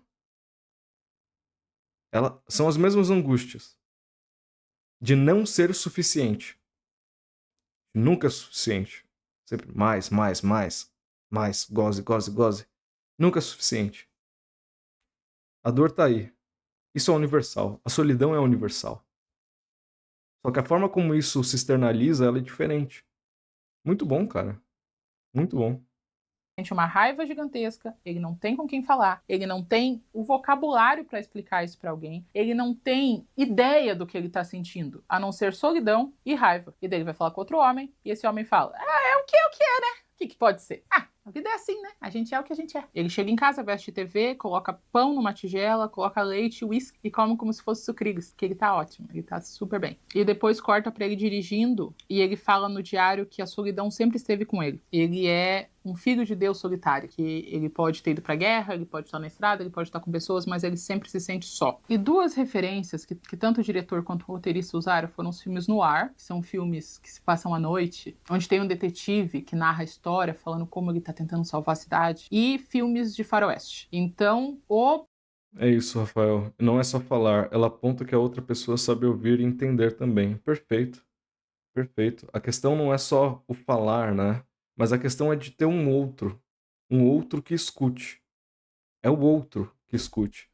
Provavelmente esse outro não vai entender, né? Isso acontece. É normal. O outro não entender completamente. Mas a questão é dessa escuta ativa, né? Quando você fala para este outro, é isso que é importante, né? O outro ele tem o seu papel, né? Só que o que acontece é que a gente escuta uma negação, né? Ah, para com essa porra. E não só um, cara, também sinto isso. É muito difícil, né? É muito difícil. Eu só escutar e falar, mano, posso te dar um abraço, tá ligado? Qualquer merda assim. Mas perfeito, seu comentário foi bom, mano. o protagonista se vê como um cowboy solitário. E todo cowboy solitário precisa estar preparado. Então ele faz o quê? Ele chama um cara suspeito e compra várias armas diferentes dele. Sobretudo o quê? Uma 44 Magnum, que ele aprendeu que existe com o passageiro dele antes. Ele compra todas as armas disponíveis, ele pega todo o dinheiro que ele não tem onde gastar. Ele fala isso, que ele ganha muito bem no táxi e ele não tem onde gastar o dinheiro. Porque agora ele vai se preparar pro pior. Agora ele decidiu que ele vai tomar as rédeas da própria vida e vai fazer com que as pessoas erradas paguem. E agora a gente vê ele entrando no terceiro nível do creu da doideira, da loucura, da insanidade, da dissociação com a realidade. Ele cria para ele mesmo uma rotina completamente insalubre que envolve fazer exercício o tempo todo, ele faz aulas de tiro e ele fala no diário dele que ele vai comer direito, ele não vai beber e ele vai parar de usar tanto remédio, porque ele usa muito remédio para ficar acordado, muito remédio para dormir, talvez outros remédios que Muito foram louco, prescritos cara. para ele depois que ele saiu da guerra, porque ele é uma pessoa traumatizada com a guerra. E no diário ele escreve isso. Mas o Scorsese fala na entrevista que uma das coisas que fizeram ele degringolar em direção à insanidade é a falta de um sono regulado e o fato de ele estar sempre sob algum tipo de remédio em associação ao álcool. Então ele não para. Ele só escreve no diário que ele parou. E ele fez todo um rolê. Fudeu então. O cara fudeu pra mim, cara. Não pode tomar remédio e beber? Que merda, não sabia disso aí não. Ele fez um sistema de arma que sai daqui com o corrediço de uma gaveta, sabe? Ele fez um lugar para colocar a faca, ele tá muito preparado, ele vai num comício do Palantine. E lá ele faz amizade com um agente secreto. Ele pergunta: "Nossa, eu vi umas pessoas estranhas por aí." E é engraçado que dentro da casa dele tá tudo tipo machão, fazendo flexão, treinando como atira. Ele chega do lado do agente secreto e ele fala: "O tempo tá bom, né?" Ele parece alguém. Ele tá muito louco na casa dele, velho. Aquela cena que é o clássico, né? Talk to me. I'm the only one here. Tipo assim, é no espelho, né? E ele tá meio. Ele tá invertido, né? Ele tá tendo uma coisa bizarra na cabeça dele. E de fato, né, mano? Ele tá enlouquecendo ali dentro. E aí ele sai e é isso. Você fala assim, mano, esse cara é uma bomba relógio. Esse cara é uma bomba relógio. Alguma merda vai acontecer. Esse cara é muito louco. De boa querendo fazer amizade. Ele só quer uma conexão, pergunta que arma que ele usa. E daí agente secreto fala pra ele de uma maneira bem educada. Ele fala, você quer talvez entrar no serviço secreto? Você me passa o seu endereço que eu mando pra você o que você precisa pra poder se candidatar ao serviço secreto. Ele fala, cara, que legal, quero sim. E passa um nome e endereço falso pra ele. E daí ele chega em casa e tem a cena mais clássica do filme, que ele olha pro espelho e fala, você tá falando comigo? Eu não tô vendo. É, claro, né, que ele passou o endereço falso porque o policial, ele tava ligado que tinha alguma coisa estranha ali, né? Ninguém aqui, então você tá falando comigo. Por que você tá falando comigo? Aponta a arma pra ele mesmo no espelho. Então ele fica imaginando situações hipotéticas onde ele pode ser o salvador. E pra piorar ainda, à noite ele vai numa mercearia e a mercearia é assaltada. Ele faz o quê? Ele atira no assaltante. E daí, depois que ele atira, o dono da mercearia fala, Rapidão. Mas é justamente isso. É só quando ele tá sozinho que a gente escuta o Travis falando de fato. Ele não fala, cara. Ele não fala. Ele fala sozinho. E a gente só tá na cabeça dele porque ele tá escrevendo diário. E a única forma, quando ele realmente vai falar, cara, quando ele realmente vai falar, ele tá sozinho, ele tá maluco, e é aí que ele começa a tentar desenvolver a linguagem. Sozinho, na frente do espelho. É um narcisismo mórbido. Quem fala de narcisismo mórbido é ele mesmo. No diário dele, ele fala assim: é isso, as pessoas estão voltadas pro narcisismo mórbido. Mas ele tá no narcisismo mórbido. Ele tá falando dele mesmo. Mano, esse filme é do caralho, velho. muito obrigada, pode ir embora que eu dou um jeito a partir de agora. E ele vai embora sem consequências. Então ele é validado pela sociedade sobre a violência que ele quer causar, porque ele não tem polícia, não tem ninguém bravo. E daí o dono da mercearia termina o serviço com um varão de ferro, assim, e ele termina de acabar com a vida do assaltante. Ele chega em casa e na TV ele assiste vários casais negros dançando felizes e você vê o ressentimento aumentando. Isso é verdade, mano. Isso é verdade. É uma parada que eu só fui perceber depois. E até mesmo o cara que ele mata na mercearia lá é um cara negro, se eu não me engano. Dentro dele. Eu percebi isso quando eu vi o filme? Não, porque pra mim era só um homem em silêncio olhando pra TV, brincando com a arma. Eu não entendi o sinal visual de que aquilo era ressentimento por ter outras pessoas sendo felizes em coletivo, uma coisa que ele nunca conseguiu. Eu só descobri isso quando alguém falou pra mim na revista. Eu falei, E são outras pessoas negras, né, cara?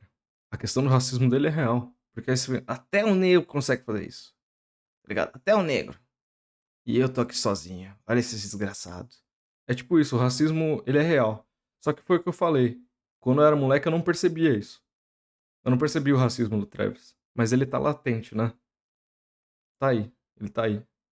agora faz sentido. Agora faz sentido, porque os meus sinais de comunicação em relação a ressentimento são muito mais dramáticos. São tipo alguém fazendo beicinho, alguém chorando, alguém chutando a TV, não olhando sem nenhuma expressão para a televisão. Os homens entenderam isso perfeitamente. Eles falaram, esse homem tá ressentido com as pessoas felizes na TV. Tá se preparando para ser o vigilante que ele é. Ele manda uma carta pros pais falando que tá tudo bem, ele tá num emprego super legal, ele tá namorando uma menina super legal, o nome dela é Betsy, e tá tudo ótimo na vida dele, e que agora ele não pode passar o endereço onde ele tá morando, mas ele tá bem, ele tá feliz, que ele espera que ninguém esteja doente, que ninguém tenha morrido, e quando os dois menos esperarem, ele vai aparecer na casa dos pais, todo feliz. Então ele tá mentindo pra ele, pros pais, pra todo mundo. E mais uma vez, ele vê aquela criança Ele tá mentindo pra ele. Exatamente. naquele mesmo pedaço da cidade de Nova York trabalhando. E ele decide que agora o propósito de vida dele é salvar aquela criança do que está acontecendo com ela. Então no outro dia ele aparece onde ela trabalha, ele vai puxar assunto com ela, só olha pra ele e fala: se você quer uma aventura, fala com o Sport, que é o cafetão dela. O cafetão dela é uma pessoa desprezível, nojenta. Tudo que esse homem fala me dá desespero. Ele pergunta se o Travis não é um policial. E fala, claro que não, tô limpo, claro que não. E daí ele explica como é prazeroso fazer isso com uma menina tão jovem. E eu estou tentando Vale a pena ver esses filmes, não entramos no mesmo rio duas vezes. Perfeito. Perfeito. fazer isso de uma maneira menos traumatizante pra vocês e pra mim, mas ele é bem descritivo. E que você pode fazer o que você quiser com ela por $15, só não seja muito violento, não faz nada muito sério pra não deixar marca e tal. Como eu tenho esse pedaço, odeio. Ele chama a menininha pra ir com ele. Eles vão no Muquifo, que é um lugar cheio de quarto, onde o dono do Muquifo sabe o que acontece naqueles quartos e ele só finge que não é com ele. Ele só fala, ó, $10 pra vocês entrarem. Travis paga os $10 pra ele. Quando ele chega no quarto, é outra cena desgraçada de desconfortável. Por quê? Porque ele não quer nada com a menina, mas a menina está ativamente tentando convencer ele. Então você vê ela fazendo coisas muito visuais. Ela fala como uma mulher adulta e ele tenta explicar pra para ela as coisas e ela fala, não, honey, meu benzinho, eu tô aqui pra fazer você viver uma aventura. E ela não sai dessa mentalidade até o momento que ele fala, qual que é o seu nome de verdade? Daí ela fala que o nome dela é Iris e eles começam a conversar e ele fala, por que você não sai dessa vida? Eu lembro que você foi lá no meu táxi, você queria ir embora, por que agora você não quer mais? Daí ela fala, entendi, você me viu sofrendo num táxi e agora você quer me salvar, mas eu não preciso ser salvo, eu vou embora quando eu quiser. Ele fala, então por que você não vai embora? Ela, porque eu não quero agora, eu sou super feliz aqui o que eu tô fazendo, o esporte cuida de mim e eu não preciso de um salvador. E daí ele fala, cara, vamos se ver de novo, eu pago a tua diária, vamos se ver de novo, mas num lugar são, sabe, num lugar saudável. E daí eles decidem tomar café da manhã juntos no outro dia. No café da manhã, a gente tem mais um momento do Travis enfiando o que ele acha que é certo na cabeça de alguém, porque agora ele decidiu que a Iris vai ser o novo projeto dele. Então, se ele não conseguiu a mulher virtuosa pra salvar ele, agora ele vai ser o cowboy salvador da menina indefesa. A menina, ela é indefesa. Mas de onde ela tirou, velho? De onde ela tirou que ele queria salvação? Não é essa questão, é se identificar com a solidão da Betsy, né? Essa é a questão aí. E de fato, agora ele entra como salvador. Ele entra como salvador, isso é um ponto.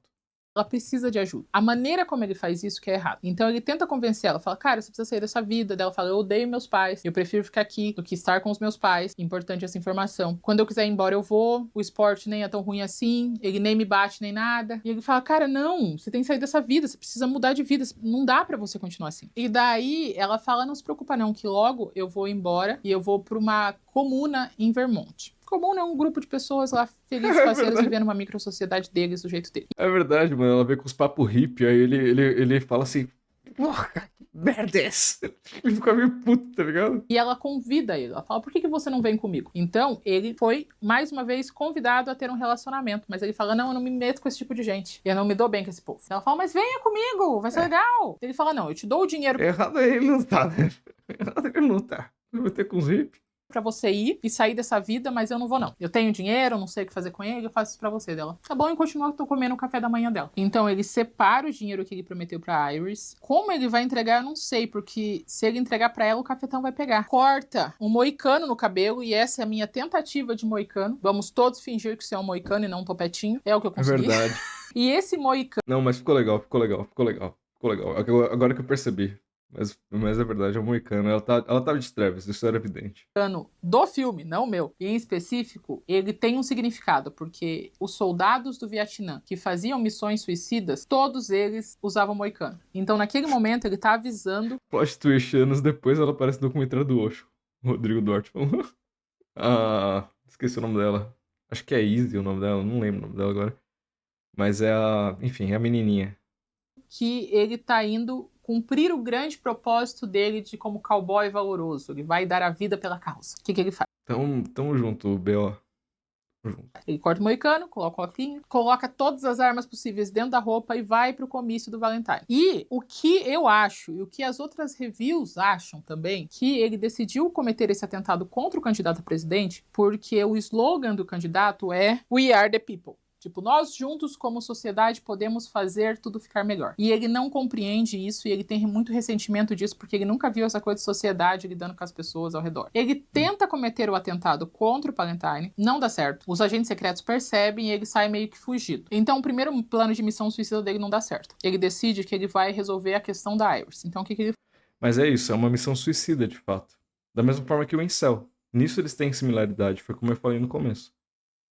Faz. Ele pega todas as armas dele, chega no cafetão, atira no cafetão, vai no muquifo, atira no dono do muquifo. Nesse momento, o cafetão volta, atira no Travis. Tem todo momento de tiros cruzados um com os outros. Ele consegue matar o cafetão, ele vai no quarto onde aparentemente a Iris mora e ela pede, pelo amor de Deus, pra não matar o dono do muquifo. E ele mata, e ele faz isso na frente dela, que já não tá bem da cabeça. Ela tá completamente traumatizada com a vida. Daí vem o Travis e termina de traumatizar. E daí o que ele faz na frente dela? Ele pega a arma e coloca na boca. Mas não tem balas na arma. Ele levou 2 tiros, ele já não tá bem. Então, se ele quisesse que a vida dela fosse melhor mesmo, existiam maneiras mais saudáveis de fazer isso. Não com um grande duelo faroeste. Não atirando e matando as pessoas na frente dela. Não tentando cometer autofalecimento na frente dela. é uma coisa dele pra com ele. A Iris é só a nova obsessão que ele tinha naquele momento, porque ele poderia ter falado com a polícia, ele poderia ter tentado comunicar aos pais dela, ele poderia ter feito maneiras não violentas de fazer isso acontecer, mas ele escolheu uma que satisfazesse ele. E agora, além disso, tem uma menina traumatizada. Então, ele, como não tem como terminar... Assim, é porque desde o começo, quando ele escolhe ela pra salvar, não é sobre ela também, né, cara?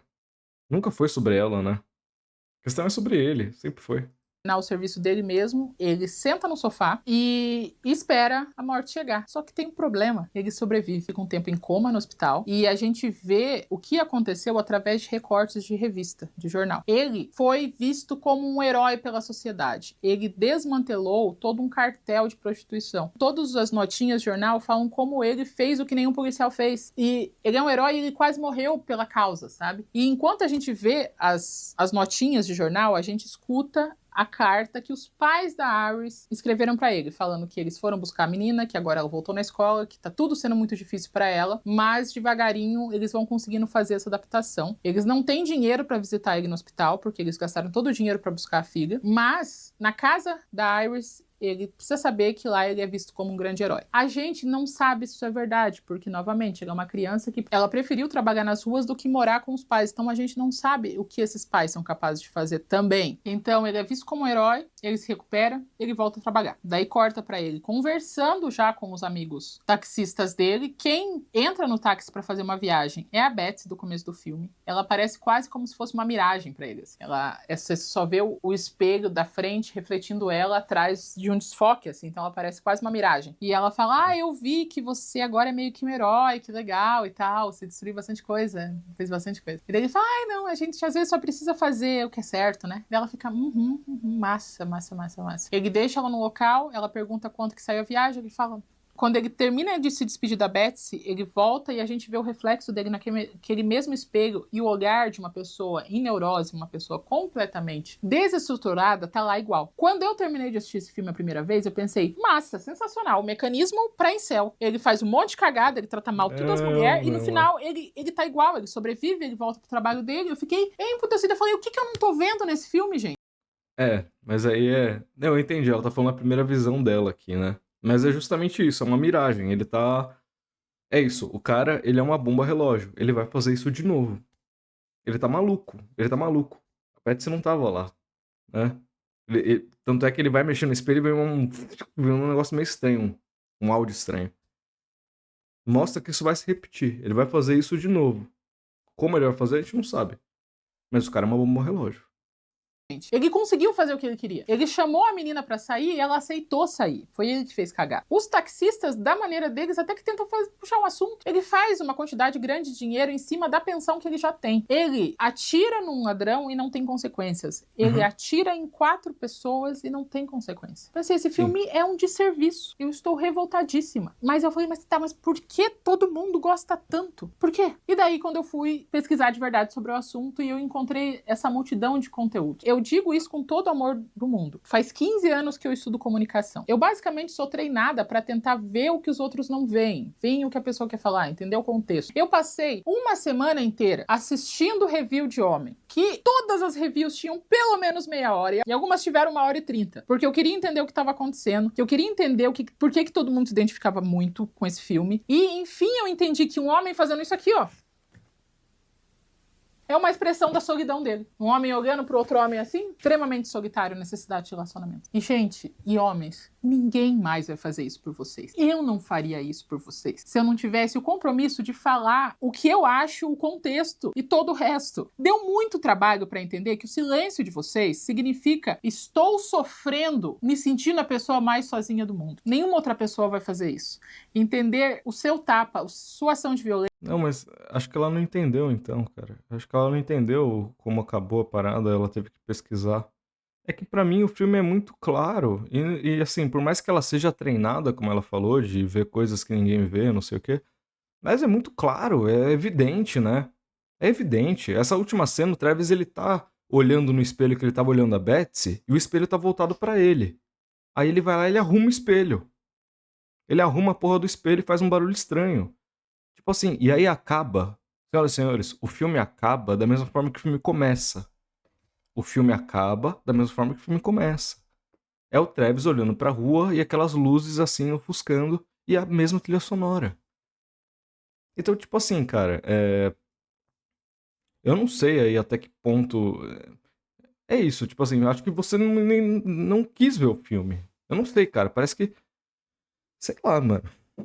Assim, eu gostei muito da reflexão que ela teve, e eu gostei que ela teve a vontade de tentar entender aquilo, mas é que assim, a primeira vez que ela vê o filme, parece que ela não vê o filme, entendeu?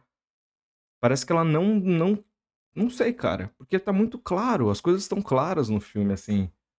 Claras no sentido de, porra, tá muito explícito que o cara é doente, né? Tá muito explícito que o cara, ele tem uma contradição, que o cara, ele é sozinho, né? Ela não identificou nem isso no começo. Ele é um filme sobre solidão, né? E esse final aí, velho, quando você acaba de ver o filme, você fala assim, mano, que porra foi essa? Mano, eu lembro, a primeira vez que eu vi esse filme, eu falei assim, mano, que merda foi essa? O filme vai acabar assim? Não é possível. Aí eu voltei, aí eu vi de novo. Falei, mano, não tô entendendo. Não entendi. Eu não entendi. Falei, cara, que porra é essa? Aí eu voltei de novo. Falei, mas filtrar pra ele? Acho que é isso, né? Acho que é isso. Então, tipo assim, o filme ele meio que deixa pelo menos a dúvida de que tem alguma coisa ali que quer ser dita, assim, sabe? Mas eu tô entendendo. O lance dela é mostrar que ela tentou entender o que os homens querem dizer. E aí ela tá projetando que todo homem, quando tá em silêncio, ele quer dizer que tá em sofrimento. E aí tem duas coisas, né? Nem todo homem. Que todo homem é esse? Não sei. Todo homem. Segundo, talvez nem o homem que esteja em sofrimento, com silêncio, saiba que ele quer demonstrar isso, né? É uma, uma suposição. Me parece uma suposição, né? Fica uma suposição. Ah, eu acho que é isso que o homem quer dizer. Mas nem ele acho que entende que ele quer dizer isso com o silêncio dele. A sua frustração, os seus gritos, as suas palavras que não levam a lugar nenhum, como, meu Deus, esse homem é tão solitário, precisa de ajuda. Então eu peço, por favor, vamos se encontrar no meio do caminho. Entendam que nós aprendemos frustração e solidão de um jeito, vocês aprenderam de outro. E não tem como a gente chegar até vocês porque vocês não aprenderam a se comunicar em relação a isso. Eu entendo que é difícil, mas a gente precisa achar o meio do caminho. E sabe por que a gente precisa achar o meio do caminho? Porque nesse filme, o protagonista ele realiza todos os sonhos molhados, violentos que um incel sonha em ter. Todos. Ele é visto como um herói. Ele não sofre consequências pelas ações dele. E ele acaba o filme igualmente miserável. Nada mudou na vida dele. Nada. Você fica duvidando até que ponto ele fez tudo aquilo que foi mostrado no filme. O final amarra muito bem, a Julia falou. Sim. Até mesmo aquela parte que mostram, né, os jornais recortados, né, que passa, tipo, a câmera. Tipo, você não sabe se aquilo... Sei lá, cara, o filme é isso, cara. Tipo, você tá na cabeça do Travis, o Travis é um maluco. Enfim. Nada mudou no mundo que está em volta dele. Ele continua igual, ele continua solitário, ele continua distante da realidade, ele continua indo para um apartamento lixo que ele não tem como limpar. Sim. Ele continua se sentindo um merda. Ele continua usando um falso sentimento de superioridade para embasar a falta de conexão que ele tem. Frustração por não conseguir se relacionar, solidão, todas essas questões que vocês têm, elas são horríveis. Mas a única maneira de melhorar é lidando com isso. Porque se você se revoltar Sim. e fazer autos de violência, a única coisa que você vai causar é dor para outras pessoas e você vai continuar igual, tá bom? E daí... É que... Sim, eu concordo com ela, mas às vezes é isso, né? O cara chega num ponto que ele só quer causar dor para as pessoas porque ele também só vê nas outras pessoas ele mesmo. Aí fala, eu vou causar dor nas outras pessoas porque eu vou estar causando dor em mim, entende? Esse também é o dilema do espelho. O dilema do espelho. Tudo que ele olha pra... Ele tá olhando pra ele. Quando ele fala assim, essa sociedade está num narcisismo mórbido. Ele tá falando dele mesmo, né? Então, enfim, eu entendi o ponto dela, mas às vezes o cara que é o Travis, ele realmente quer provocar dor nas outras pessoas. Ele quer provocar dor em si mesmo. O filme ganhou um propósito na minha vida. Ele é o sonho. E o sonho deu errado. Ele tá igual, gente. Ele fez tudo e tá igual. Ele não melhorou as ações dele. Ele não foi atrás de conexões. Ele não se abriu à vulnerabilidade. Ele não fez nada. Ele continua igual. Eu tenho certeza que existem muitos homens legais, interessantes, divertidos, empáticos que estão presos numa cadeia criada pela falta de conhecimento dos próprios sentimentos, pela falta de vocabulário para explicar suas emoções e talvez um pouco de falta de motivação para ser uma pessoa melhor. Mas é isso, gente. Gostaram dessa review? Gente, eu me esforcei, deu trabalho, tá? Fiquei nervosa, fiquei tensa, porque esse vídeo especificamente não é sobre odiar homens, é sobre compreender homens. Isso é novo? Isso é novo nesse canal. Conta pra mim nos comentários o que você acha, qual é a relação que você tem com o filme Taxi Driver, você já assistiu, você ainda não assistiu? Conta pra mim, eu quero saber. Não se esqueça de curtir esse vídeo, se você gostou, claro. Se você realmente gostou, se inscrever no meu canal. Se você conhece alguém que tem essas características que eu falei, me mostra pra ele. Mostra pra ele e fala, olha essa menina que estranha, falando mal de homem. E daí ele vai achando que eu tô falando mal de homem e não tô. E talvez você consiga mudar a cabeça de uns cabeça dura que tem por aí, mas daí não mostra esse final, porque senão ele vai se sentir usado, tá bom? Corta, fala. Quando eu falo, e é isso, gente, você... fim do... tchau. Façam isso. Então me mostre pra alguém, veja minha descrição. Eu descobri recentemente que boa parte de vocês não sabem que eu tenho TikTok. Eu tenho TikTok. Minha descrição tem meu endereço do TikTok. Não uso como deveria, mas tem. Tem umas coisas lá, tá bom? Temos grupo no Telegram e se você... É isso aí. Gostei, Neuraverso. Gostei. Dá um likezinho aqui. Gostei. Eu achei um bom vídeo mesmo. Algumas coisas eu não concordei, mas eu acho que o vídeo em si é muito bom, assim. Eu achei da hora. Legal, tá? Eu vou pegar a última cerveja.